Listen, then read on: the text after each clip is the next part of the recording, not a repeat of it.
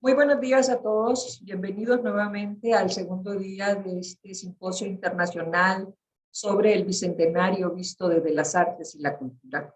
El día de hoy tenemos a nuestro compañero, amigo y profesor y gran investigador de nuestra Universidad Nacional de Honduras, el doctor Jorge Alberto Amaya. El doctor Jorge Amaya es historiador, doctor en Ciencias Políticas y Sociología por la Universidad Complutense de Madrid. Y además es director académico de la maestría en Historia de la Universidad Nacional Autónoma de Honduras. En la historiografía hondureña, el doctor Amaya es una de las figuras más destacadas por sus escritos sobre historia cultural, entre cuyos temas se destacan aquellos relacionados con los grupos culturales de inmigración a Honduras que han pasado a formar parte de ese mosaico sociocultural del país, entre ellos los árabes y palestinos en Honduras, los judíos en Honduras, los chinos de ultramar en Honduras. También destacan sus estudios sobre las comunidades garífunas y la nación pluriétnica y pluricultural. Los estudios del doctor Amaya abarcan también los imaginarios nacionales y la cultura cotidiana en Honduras, desde los lugares comunes de la ciudad, la superstición e incluye también la historia de la prostitución. El día de hoy el doctor Amaya nos va a hablar sobre la nación en colores y lienzos, las artes visuales en la construcción del panteón y los imaginarios nacionales en Honduras. Con ustedes el doctor Jorge Amaya. Muchísimas gracias, doctora Olga. Un saludo cordial a todos los amigos del Centro de Arte y Cultura CAC de la UNA. Quiero agradecer enormemente la invitación que me hicieron para participar en este simposio, así como a todo el equipo también que ha estado detrás de la organización, a nuestros amigos y colegas Leonel Alvarado, Edgar Varillas, Mario también, Mario Gallardo en San Pedro Sula, que nos están ayudando.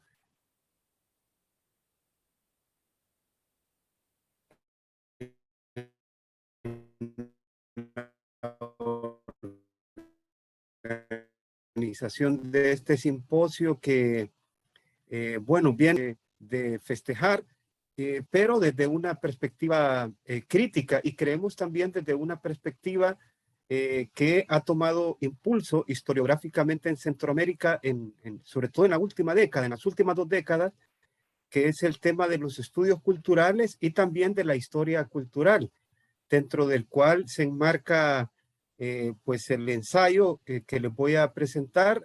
Hace poco, de hecho, lo terminé de redactar y yo se los voy a compartir en una presentación con diapositivas, pero en su momento voy a compartirlo con los organizadores en formato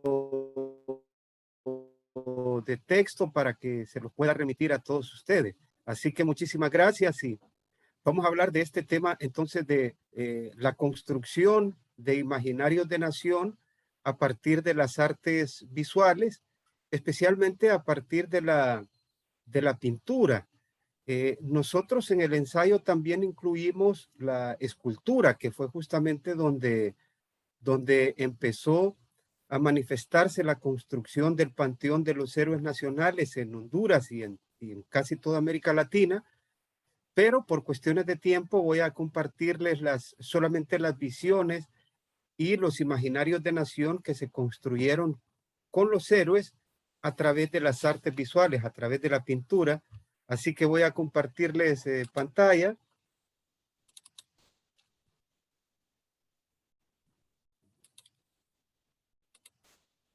Ya está compartido, creo, ¿verdad?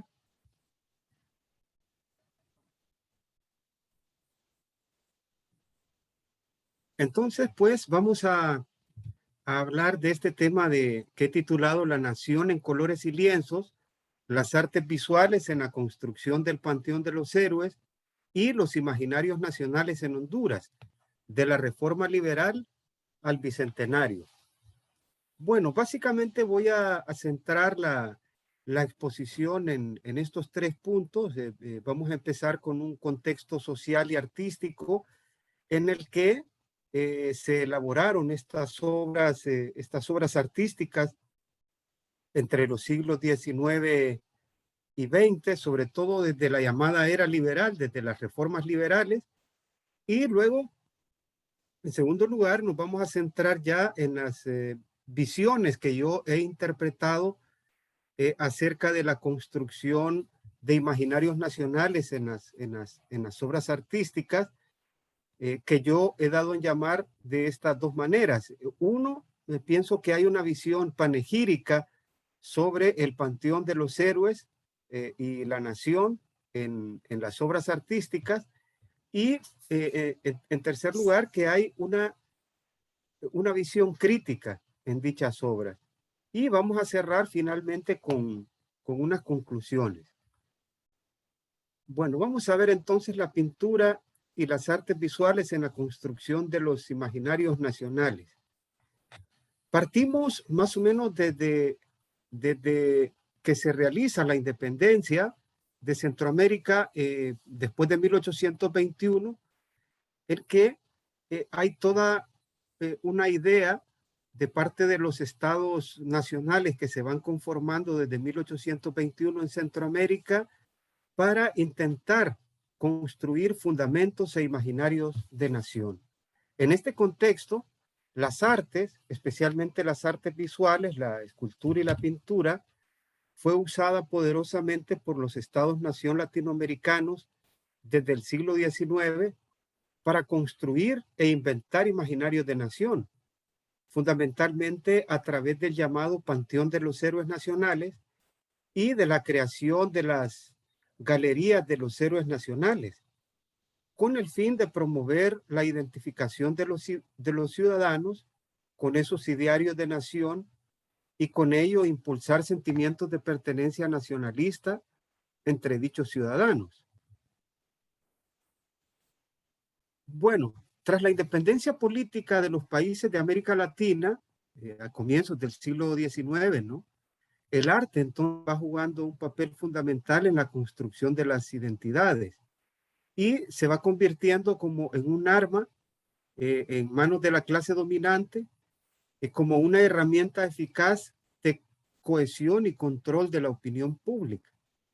En otras palabras, pues, las manifestaciones artísticas fueron objeto de discursos nacionalistas. ¿Cuál es el principal cambio que deviene en el arte o en el uso del arte como discurso ideológico por parte de los estados nacionales con respecto al arte que se había hecho en la época colonial?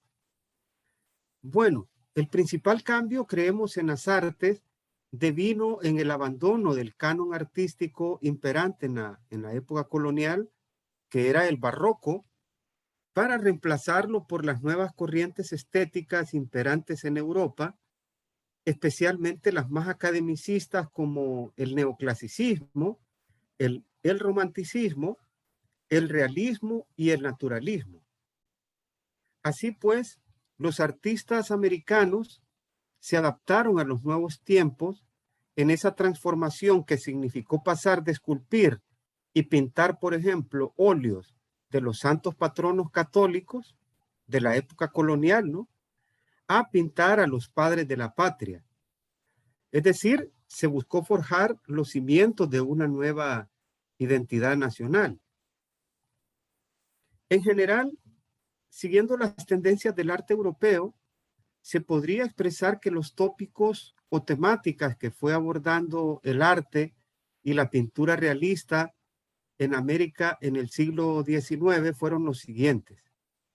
En primer lugar, se empezaron a producir o a pintar los llamados cuadros de costumbres, inspirados en el movimiento romántico. Asimismo, también se buscaron reproducir temáticas de corte histórico, ya sea exaltando a los héroes de la emancipación o ensalzando las guerras y luchas independentistas, o bien recreando el pasado glorioso del mundo indígena. También, sobre todo en México y América del Sur, se popularizó mucho la pintura de paisajes. Y finalmente, en aras de distanciarse y desvanecer los temas religiosos ligados al pasado católico, se buscó representar temáticas más profanas y laicas, como por ejemplo los retratos de personajes laicos, ya sea de la burguesía o de los sectores populares, así como de manera relativamente abundante de desnudos, especialmente femeninos, como ocurría en Europa.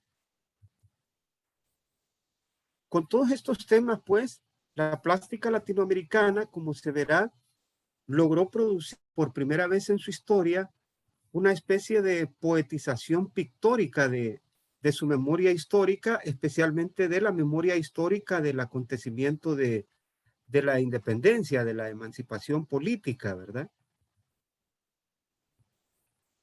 Y bueno, finalmente vamos a entrar a hacer el análisis ya, el punto central de nuestra charla, de nuestro ensayo, que es hacer el análisis del uso de las artes visuales, sobre todo de las referidas al Panteón de los Héroes Nacionales hondureños, en la construcción de imaginarios de nación en la historia de Honduras. Para dicho análisis, yo me he basado en buena medida en la propuesta y reflexión semiótica de mi gran amigo, el crítico literario Carlos Lanza, que va a participar también de este simposio, con su propuesta que se llama El arte entre la estética colonial y la crítica postindependentista, y también en un modelo de análisis en el que establecí categorías y unidades de análisis para analizar las obras de arte, las pinturas. Bueno, del total de obras sobre los héroes nacionales que analizamos, que son casi una treintena, hemos propuesto una clasificación que vamos a detallar a continuación.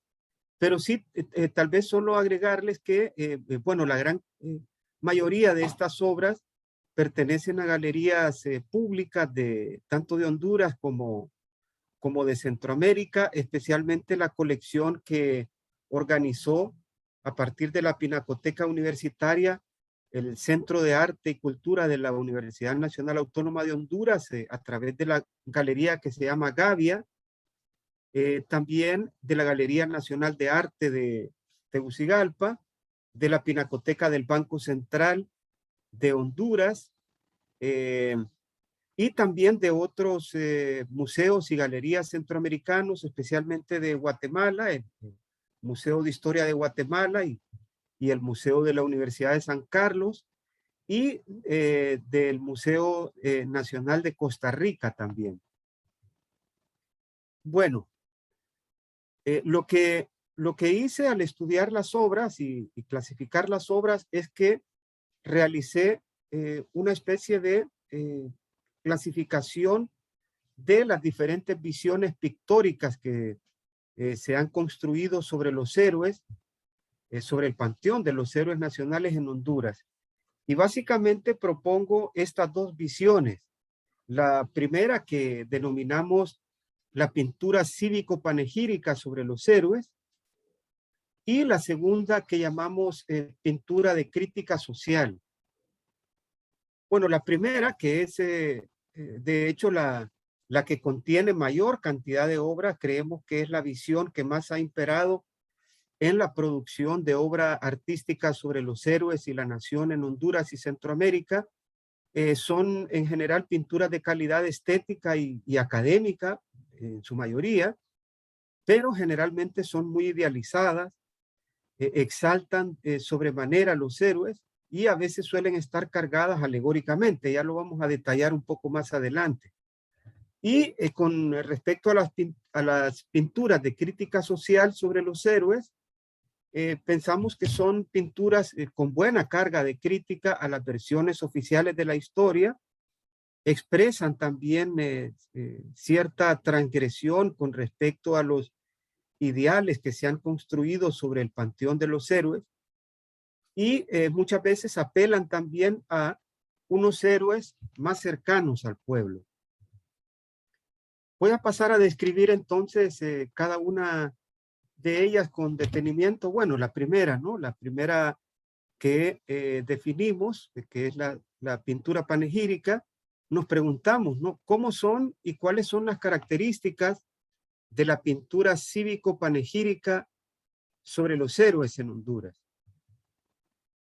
Bueno, el Panteón de los Héroes Nacionales en Honduras tiene ya en la actualidad muchos, ¿verdad? Pero nosotros nos hemos centrado en los héroes centrales de los albores de los años de la independencia, que son fundamentalmente, pues, Francisco Morazán, ¿verdad? Como el héroe o líder militar, José Cecilio del Valle como un héroe más bien sabio, intelectual, ¿verdad? Don Dionisio de Herrera, que fue el primer jefe de Estado del Estado de Honduras, ya como parte de la Federación Centroamericana, que he visto como un héroe más bien estadista y como tutor también de Francisco Morazán, de quien era tío político.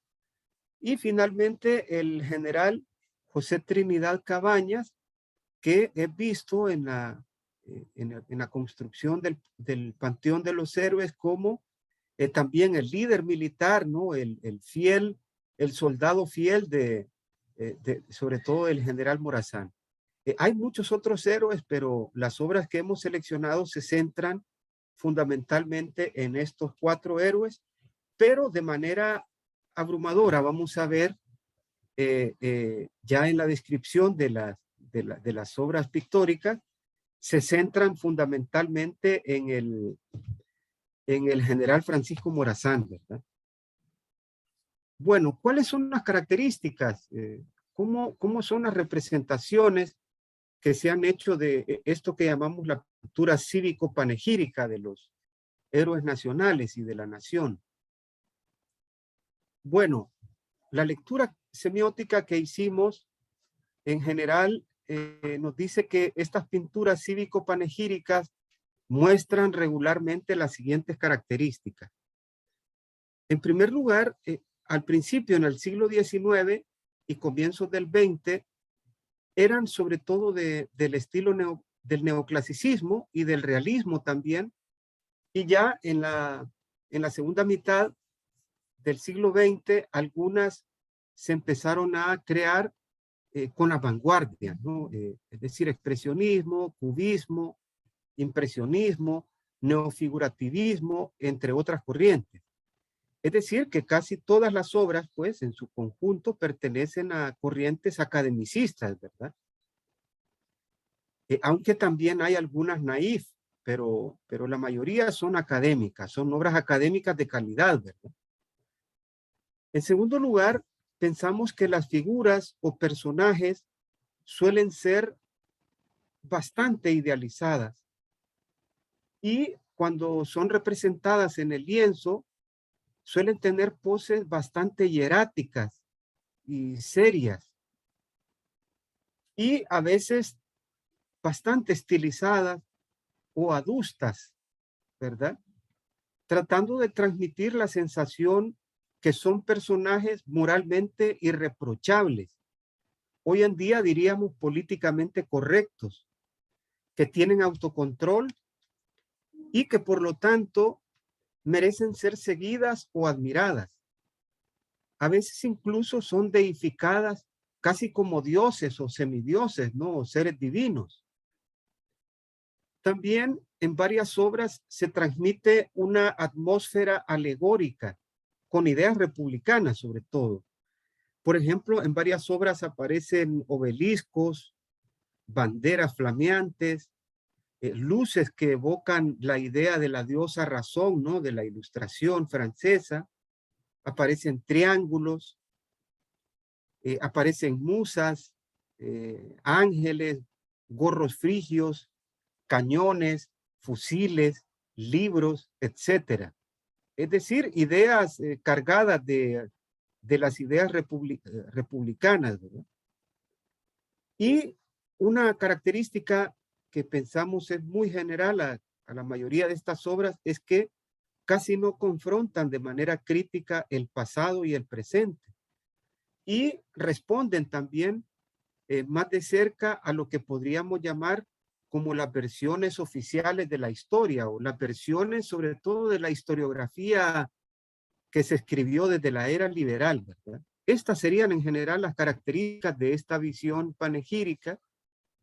Pero bueno, pese a lo anterior, que no es una crítica, ¿no?, a las obras, es una lectura que hacemos de ellas, pensamos que a pesar que buena parte del conjunto de estas obras son bastante adulatorias y panegíricas, varias de ellas, sobre todo las de los grandes maestros, se convirtieron en imágenes iconográficas clave en la cultura visual sobre la nación en Honduras.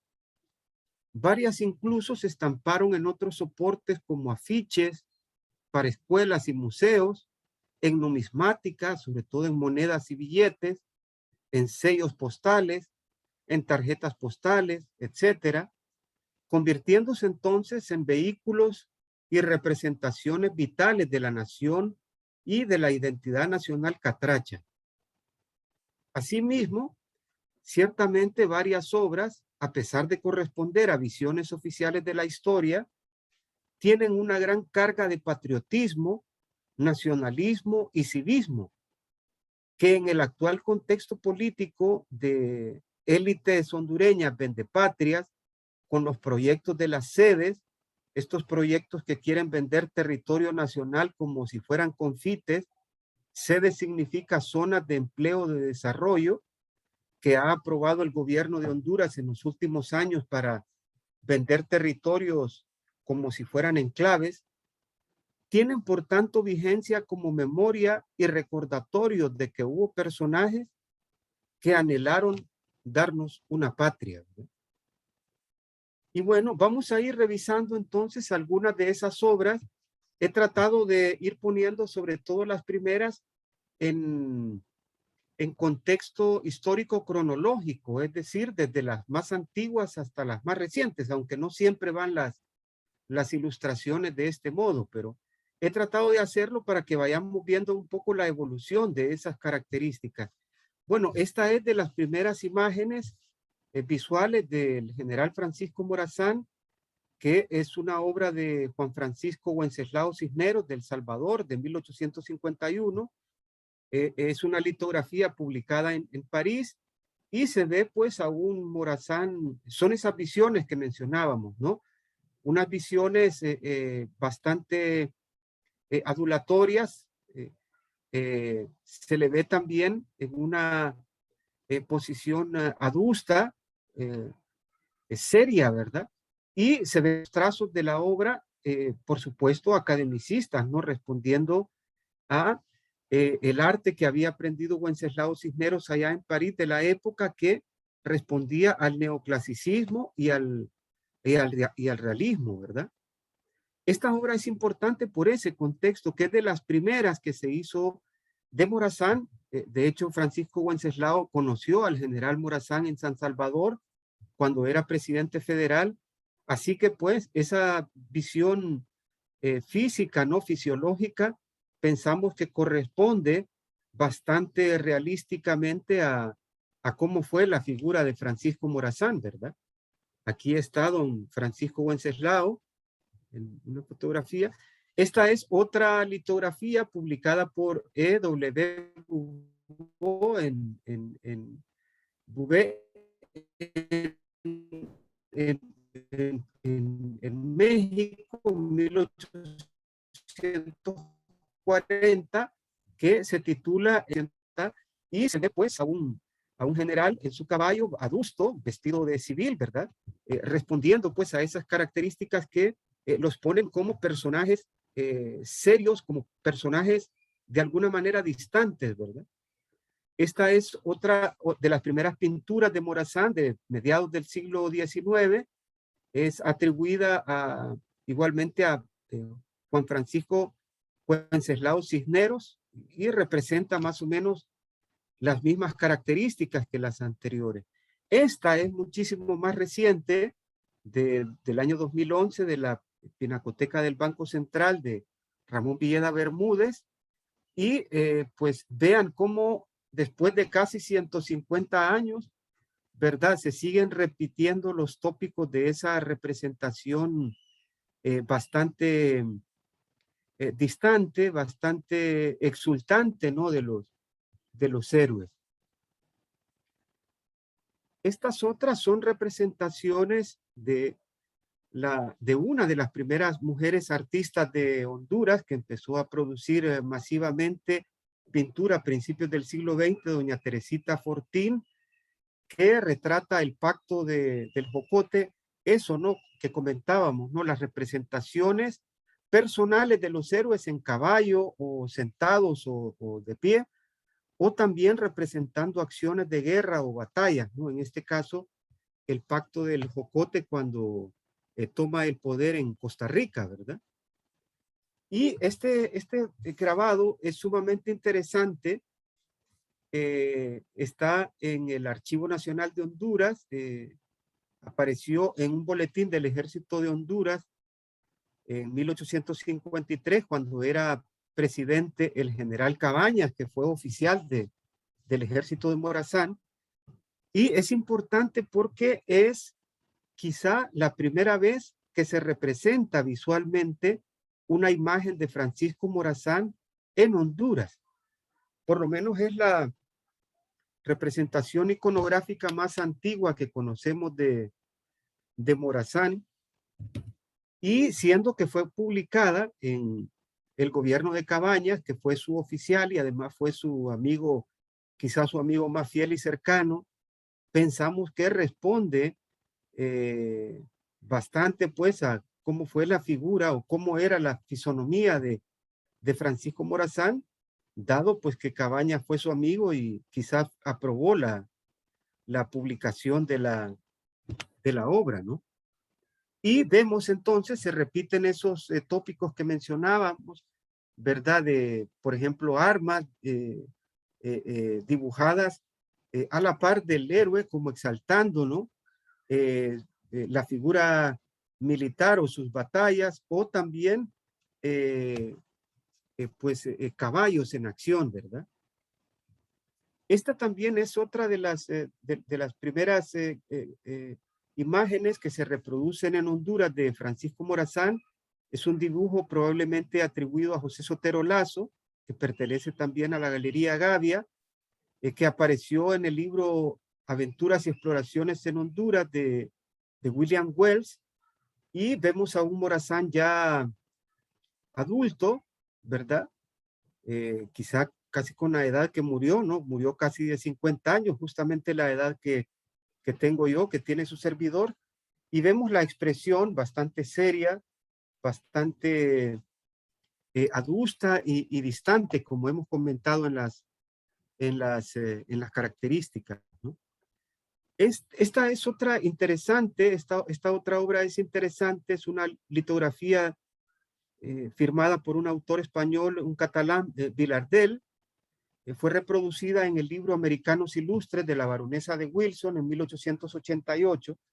Y lo interesante es que esta litografía fue hecha a partir de un retrato que la familia de Morazán, del hijo de Morazán, que se fue a vivir a Nicaragua, chico, le dio a la baronesa Wilson.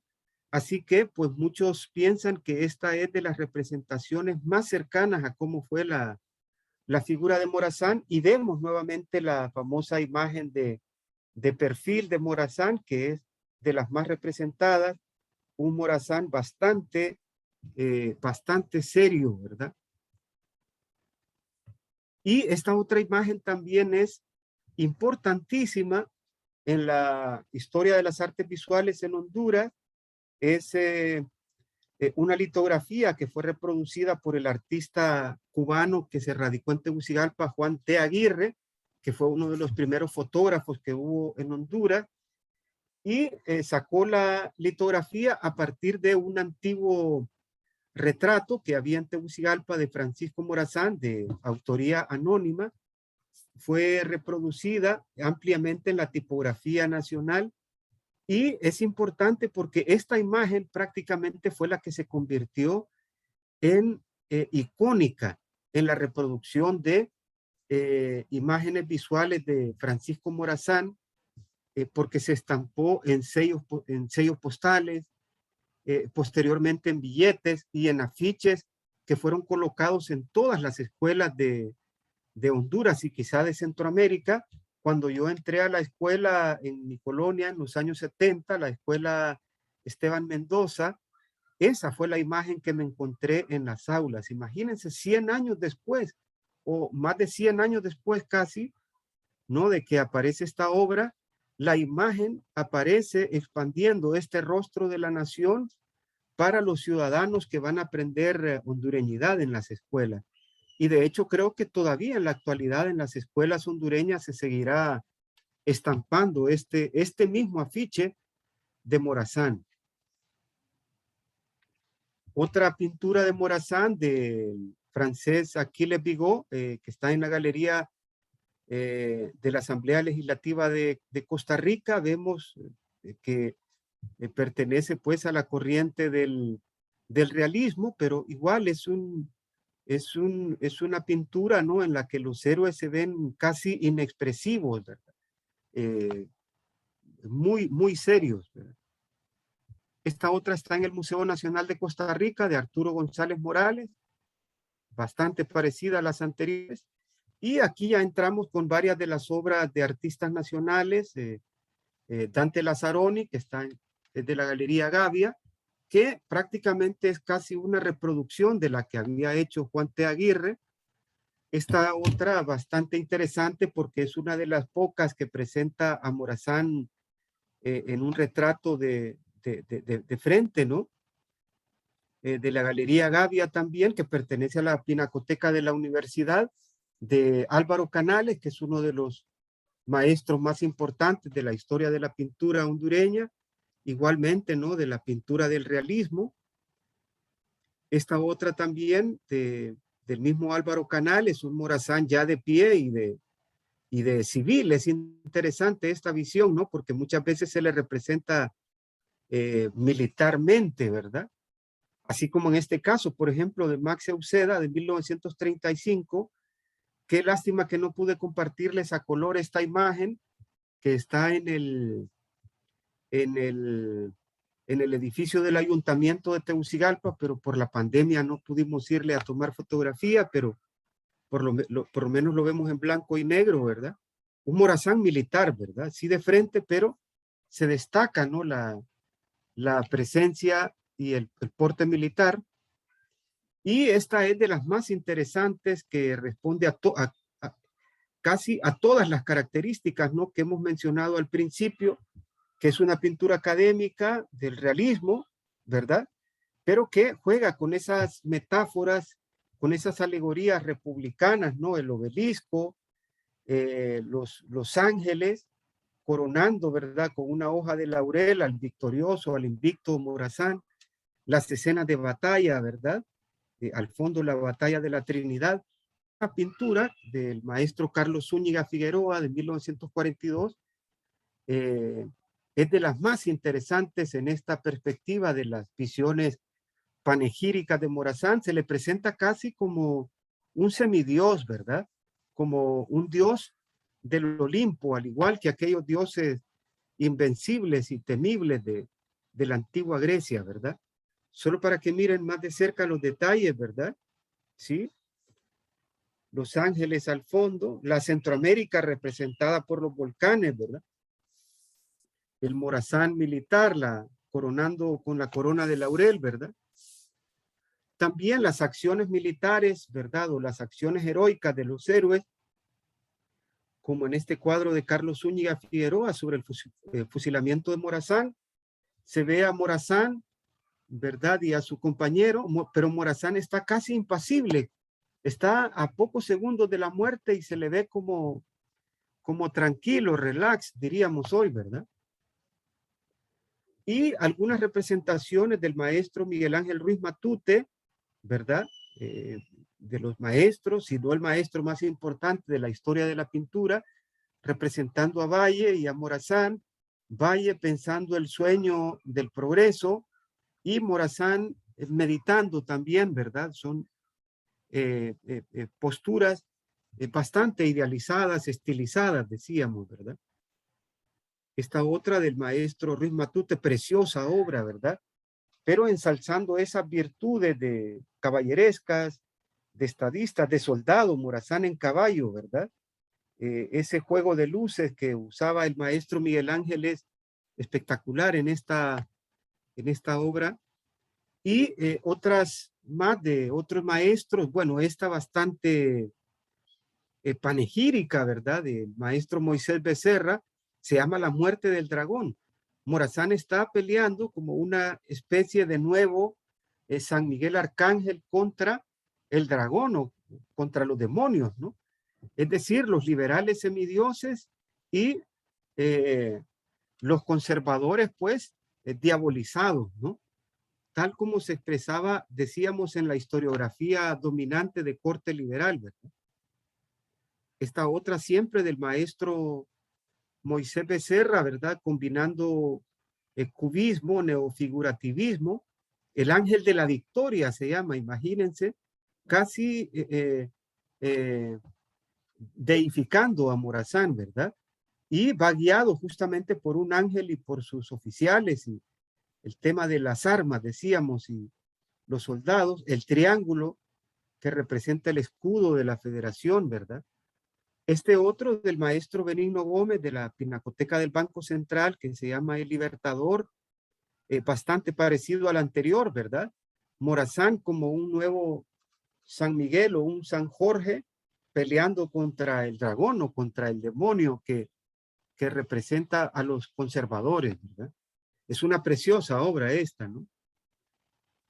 Esta obra preciosa también que destaca las características físicas de Morazán, que era ojos azules y de apariencia mediterránea, corso, ¿verdad?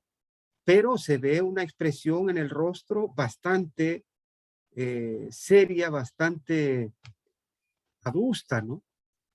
Y las metáforas que hablábamos, ¿no? El triángulo de la equilátero de la federación. El Morazán de J. Aragón, que pertenece a la Galería Gavia también del CAC, igualmente, ¿verdad? Vemos esa representación casi idealizada de la nación. Este cuadro podría representar a la nación por extensión, ¿verdad? La estatua, la bandera y los ciudadanos defendiendo, construyendo la soberanía, ¿verdad? Y miren, esta es una de las últimas obras que se han elaborado de los héroes, especialmente de Morazán en Honduras. El título se llama Morazán Vigila, del maestro Rolando López Troches. Es una hermosa obra que evoca con su título el famoso poema de Pablo Neruda que decía alta es la noche y Morazán vigila. Es una imagen también bastante idealizada de los héroes. Vemos pues que se repiten mucho esas características desde la primigenia producción de Juan Francisco Wenceslao Cisneros de 1851 hasta esta casi en la antesala del Bicentenario. Bueno, vamos a pasar a las de Valle porque nos quedan ya poquitos minutos, ¿verdad? Valle lo mismo, ¿verdad? Representación seria con un libro, con un cuaderno, ¿verdad? Esta otra también bastante serio, distante del espectador, ¿verdad?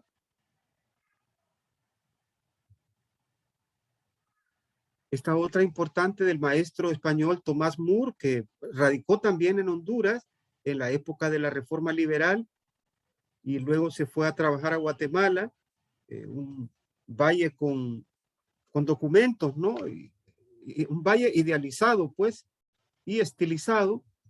Esta figura está en México, en el claustro de Tlatelolco de la Secretaría de Relaciones Exteriores. Valle fue el segundo canciller de México, ¿verdad? Igualmente con un libro. Esta de Rafael Beltranena del Museo Nacional de Historia de Guatemala. Valle serio también. Esta otra más reciente ya de nuestro maestro Álvaro Canales de 1978, de la Galería de la UNA. igualmente, bastante serio, ¿verdad? Nunca se reían en el siglo XIX, parece, ¿verdad? Esta del maestro Mario Castillo, que es el gran retratista de Honduras, de la colección del gobierno de la República, y aquí a un Valle de Pie también como estadista en su estudio, ¿no? Esas alegorías que hablábamos, ¿no? De ángeles, de musas. Herrera también, Dionisio de Herrera, del maestro Álvaro Canales, de la Galería Gavia y Pinacoteca UNA, bastante serio. Herrera como estadista también, ¿no? Con papeles en la mano, el primer jefe de Estado. Y Cabañas, el héroe militar, ¿verdad? Lo vemos en este dibujo atribuido a José Sotero Lazo, serio también. Estas otras del maestro Marco Antonio Rosa, es la imagen bastante seria de Cabañas. Álvaro Canales, de la UNA, el maestro Mario Castillo, también a Cabañas como estadista cuando fue presidente. Es interesante que Cabañas fue el único héroe del que se hizo fotograbado, aunque hace poco averiguamos que la familia, la línea familiar de Morazán en Nicaragua tiene una fotografía que aparentemente se tomó en Panamá, Morazán. Bueno, hay que investigar, ¿verdad? Y finalmente, dentro de estas imágenes panegíricas, pues el mural, el famoso mural de Miguel Ángel Ruiz Matute, que está en el Banco Atlántida, que presenta a todos los héroes, Valle, con un doble rostro, ¿no? Como sufriendo esos tormentos de lograr la emancipación. Herrera recibiendo la copia del acta de independencia, Morazán, y curiosamente un Cabañas, pero joven, no aparece con la barba encanecida. Y esas alegorías, ¿no? Se ve una luz de fuego que evoca a la razón, a la ilustración francesa, ¿verdad? Un precioso mural en el Banco Central. Y bueno, vamos a cerrar porque ya las visiones que denominamos la pintura crítica, de crítica social, ¿verdad? ¿Cómo son y cuáles son las características de la pintura crítica sobre los héroes en Honduras? Bueno, en general, estas pinturas de crítica muestran regularmente las siguientes características. Pensamos que también tienen calidad técnica y académica, perteneciendo a corrientes del realismo social, el neofigurativismo y del muralismo. En este caso, las figuras o personajes suelen ser menos idealizados que la vertiente anterior e intentan acercar a los héroes al pueblo o a las masas, humanizándolos más. Sustituyen de alguna manera la idea del héroe por la idea de hombre. Así, exponen a los héroes a la nueva realidad que atraviesa el país, que es de, pues, neocolonialismo, ¿verdad? A veces la exposición de los personajes héroes, los temas, se perciben como transgresores con respecto a las versiones oficiales de la historia, o lo que llamamos la historiografía de corte liberal, ¿verdad? Es pues una pintura que cuestiona la pérdida de soberanía nacional, que cuestiona las versiones oficiales de la historia y expresa implícitamente la necesidad de una segunda independencia en el contexto del actual bicentenario, ¿verdad? Y vamos a ver algunas de esas pinturas. Esta es una famosa pintura, un retrato de Morazán de Álvaro Canales de 1966, que es un Morazán estampado de frente, ¿verdad? Es de las pocas representaciones de Morazán que no aparece de perfil, pero lo curioso de esta imagen, sobre todo, cuando hizo su análisis en la exposición de la obra Don Medardo Mejía en 1966, sobre todo son las manos de Morazán, que son extraordinariamente colosales, grandes, unas manotas grandes, más bien como si fuera un Sasquatch o un Yeti o un Sisimite, ¿verdad? O si fuera Hulk, más bien, ¿verdad? Como una especie de Hulk. Y don Medardo Mejía decía que Álvaro Canales las hizo así porque iban a representar la idea de que Morazán iba nuevamente a golpear a los conservadores. Eran los puños que vencieron y golpeaban a los conservadores. Es decir, es una imagen bastante revolucionaria, ¿verdad?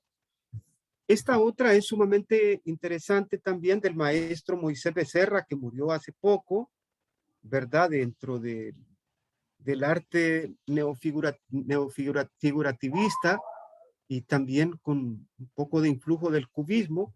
Es un Morazán que está de pie junto con sus soldados, ¿verdad? Listo para enfrentar la batalla. Pocas veces se expresa en artes visuales, en pinturas, a Morazán junto con sus soldados, ¿verdad? Y esta lo baja de la estatua, lo baja de ese panteón de los héroes para ponerse al lado de sus soldados, de su infantería, ¿verdad? Y esta es una de muchas de las obras del que quizás representó, del artista o del maestro que quizás representó más críticamente la historia y el significado de Morazán en la historia de las artes visuales en Honduras. Ezequiel Padilla no solo le quitó la piel a Morazán y se la puso sobre sí misma. Ezequiel es Morazán, ¿verdad? Sino que se baja del caballo, ¿verdad? Y se baja a entonar la música marcial para seguir batallando contra los conservadores. Es una pintura bastante revolucionaria. Estas fueron de las que salieron en los años 80, pinturas dentro del canon expresionista, ¿verdad? Como lo era el maestro Ezequiel. Esta es otra también, Morazán ante la juventud, ¿verdad? Un Morazán que aparece curiosamente de noche, porque la noche evoca pues peligro, ¿verdad? La patria está en peligro. Y también lo vuelve a bajar del caballo y es un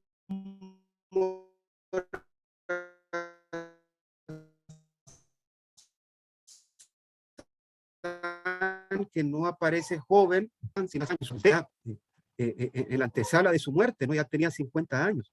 Un Morazán que se posa de frente a la juventud, ¿verdad?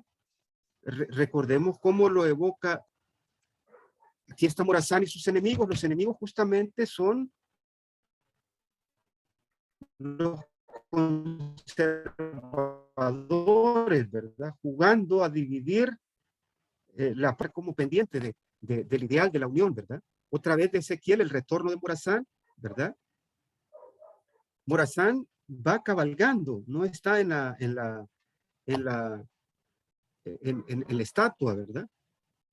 Morazán y la Federación Centroamericana, un Morazán grande, pero la federación ahí como títeres, ¿no? Como títeres de esos países imperialistas que vienen por arriba a querer dividir a la Unión.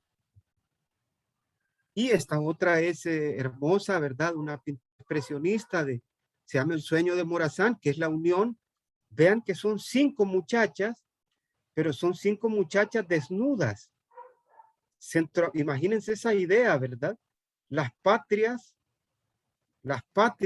desnudas. Esto suena bastante transgresor, ¿verdad? Esta otra del maestro Gabriel Saldívar, también muy hermosa, Morazán y las vivanderas. Un Morazán que está de pie junto a vendedoras, ¿verdad? Vendedoras ahí de los mercados, de nuestras plazas donde se pusieron las estatuas de nuestros héroes, ¿verdad? Y esta otra del maestro Marco Rieti, Juicio del Enigma, es bien interesante. Es una imagen que intenta alejar a Morazán, ¿verdad? De la figura que ha construido bastante la versión oficial o panegírica, que es de un Morazán militar. Y aquí se le ubica más bien como un Morazán civil o estadista, ¿no? En esta hermosa pintura realista, ¿verdad? Y finalmente, ya para ir cerrando algunos murales, ¿verdad? El mural morazánico de Javier Espinal. Lo interesante es que se pone a Morazán con su mujer, con su esposa, María Josefa, pero es un Morazán moderno, un Morazán como obrero, un joven obrero que aparece, decimos en Honduras, con zapatos burros. Los pueden ver aquí, con zapatos de obrero, ¿verdad? Es un Morazán que está haciendo girar las máquinas, una especie de maquinaria, ¿no? Para que funcione el ideal de la unión en Centroamérica. Una pintura bien interesante. Y esta es de las últimas que se han hecho, una pintura bastante crítica del maestro Rolando López Troches, que vean, pone a un Morazán usando o evocando la famosa pintura del maestro Francisco Goya, ¿no? De aquella de los fusilamientos de Mayo. Están fusilando los militares a Morazán, ¿verdad? Ahora que están vendiendo la patria con la sede. Y Morazán está justamente dentro del escudo de la bandera del partido que está vendiendo el territorio, ¿no? El Partido Nacional de Honduras. Y vean qué popular es la figura de los héroes dentro de estas corrientes críticas, ¿no? Se le usa a Morazán como referente de identidad en esta tendencia de los grafitis, ¿no? Este del maestro Cariqui, está por el aeropuerto de Tegucigalpa, un Morazán victorioso también. Este lo acaban de hacer en Catacama, Solancho, en una casa ya como arte popular, ¿verdad? Y bueno, dentro de las figuras críticas, de las artes visuales críticas o de visiones críticas, quizá la más transgresora de todas, la hizo la maestra Regina Alar en este conjunto escultórico del Sabio Valle, en la Plaza Valle de San Pedro Sula, que la hizo por encomienda del Ayuntamiento de San Pedro Sula, que hizo a un José Cecilio del Valle desnudo, con su pene al aire, ¿verdad? Y con su cabeza, que era su mayor inteligencia, tomándola en la mano, tomando la inteligencia en las manos. Aquí está el alcalde de San Pedro Sula inaugurando la obra. Creo que era apellido Cantarero este señor, ¿verdad? Y aquí está Regina, ¿verdad? Con la obra.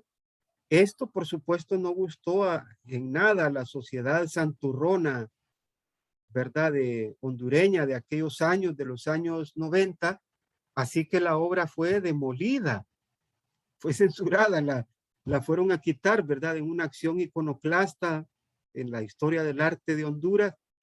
Y sepa Dios dónde está la obra ahora, ¿verdad? Desgraciadamente la demolieron la obra.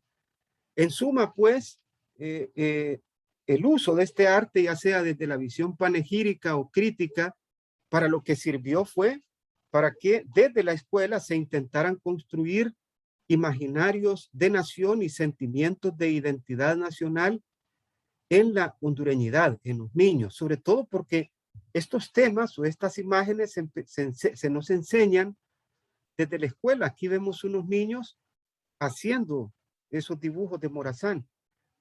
Algunos de los primeros dibujos que hicimos todos los hondureños fueron justamente de nuestros héroes, especialmente de Morazán. La idea pues era usar el arte para construir sentimientos de identidad nacional. Algo así, ¿verdad? Algo así como este meme, ¿verdad? Que nos sintiéramos ligados, que los hondureños nos sintiéramos ligados desde niños como pequeños morazanitos con nuestro panteón de los héroes, ¿no? En conclusión, se perciben pues dos tendencias en las representaciones artísticas de la nación y del panteón de los héroes: la visión cívico-panegírica y la visión de crítica social. La visión cívico-panegírica se aproxima a las versiones de la historia oficial y tiende a ver a los héroes de manera idealizada, magnánima e impoluta. En cambio, la visión de crítica pretende ver a los héroes de manera más humanizada, intentando aproximarlos al pueblo, y también interpela de manera crítica el pasado y el presente, denunciando el neocolonialismo, ¿verdad? Y bueno, nos quedamos por ahí, creemos que nos pasamos algunos minutitos, así que muchísimas gracias, ¿verdad? A todos y todas. Ah, bueno, y aquí dejamos nuestra imagen también ahí en la estatua de Morazán para, como dice mi amigo Arnulfo Ramírez, para la publicidad, ¿verdad? Muchísimas gracias, Jorge. Una excelente presentación. Vamos a ver. No tenemos preguntas, sin embargo, excepto algunos comentarios. Ah, sí, está aquí una. Hay una pregunta que está haciendo Miguel Ángel Romero, donde señala la pintura de las 5 muchachas, es la desnudez. Su desnudez es una reinterpretación de la danza de Matisse. Pensé que ese dato le interesaría. Me gustaría hacer un comentario, y es que nosotros los artistas plásticos estamos bastante encasillados en el pasado y se nos dificulta crear un imaginario de la nación independiente de las ideas y legado de los próceres. ¿Podría dar su comentario al respecto? ¿Por qué estamos tan embutidos en ello? ¿Por qué no podemos imaginarnos a nosotros mismos sin proyectarnos al pasado? Sí, es una pregunta interesante. Bueno, la primera, efectivamente, no había reflexionado sobre eso. Gracias que me recuerda. Efectivamente, vamos entonces a contemplar de nuevo la obra de Matisse para hacer una analogía, ¿verdad? Y interesante cómo los artistas se pueden valer de la obra de otros autores, como por ejemplo la que hizo el maestro López Troches, ¿no? Eh, evocando al maestro Goya, ¿verdad?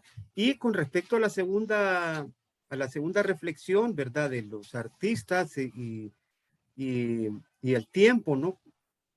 ¿Cómo se vinculan con el tiempo? Bueno, alguien comentaba hace poco, en el contexto del 15 de septiembre, que los artistas, los pintores también eran una especie de historiadores, ¿verdad? Porque a veces usaban el pasado o representaban el pasado mejor que los historiadores. Yo creo que ese vínculo de los artistas visuales respecto a la historia, al pasado, tiene que ver mucho con que en América Latina y en Europa también, ¿verdad?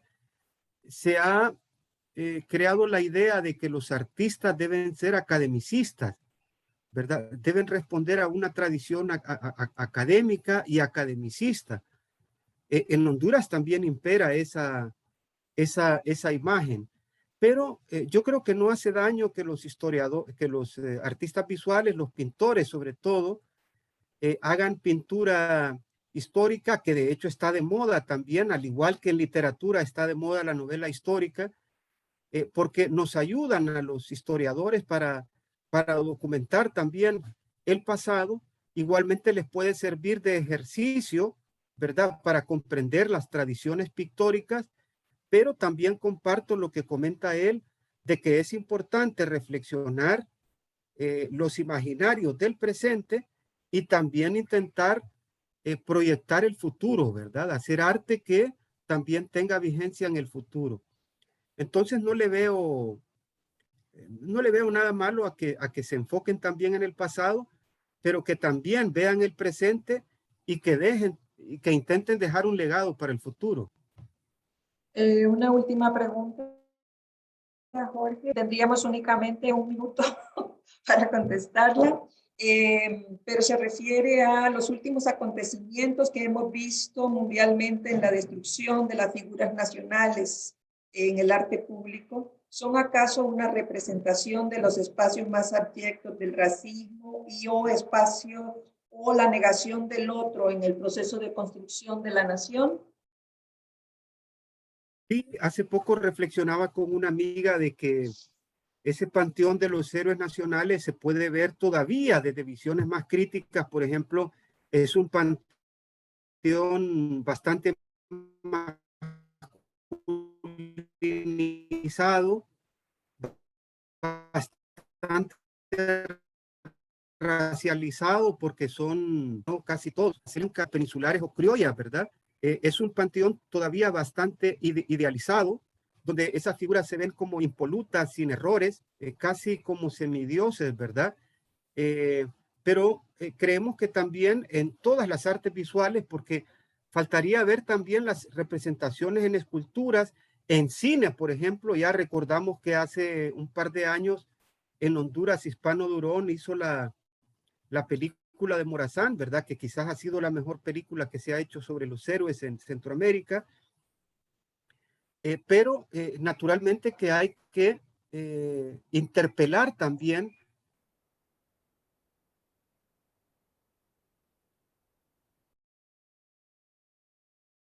problemas con el sonido.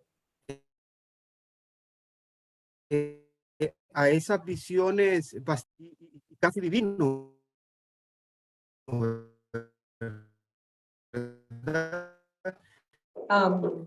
Y entonces debemos interpelar los indígenas donde quepan los afrodescendientes, etcétera. Muy bien. Bueno, le agradecemos muchísimo al doctor Jorge Amaya por la presentación de esta cátedra magistral que nos ha dado. Y vamos a dar paso y la bienvenida a nuestra maestrísima Marta Casado Zarzú, una de las mujeres más comprometidas y respetadas de la región centroamericana. La doctora Marta Casado Zarzú es doctora en Ciencias Políticas y Sociología por la Universidad Complutense de Madrid. Es profesora titular en Historia de América por la Universidad Autónoma de Madrid y directora del Máster Europeo en Estudios Latinoamericanos, Complejidad Social y Diversidad Cultural y del Máster en Herencia para el Desarrollo Sostenible. Tenemos que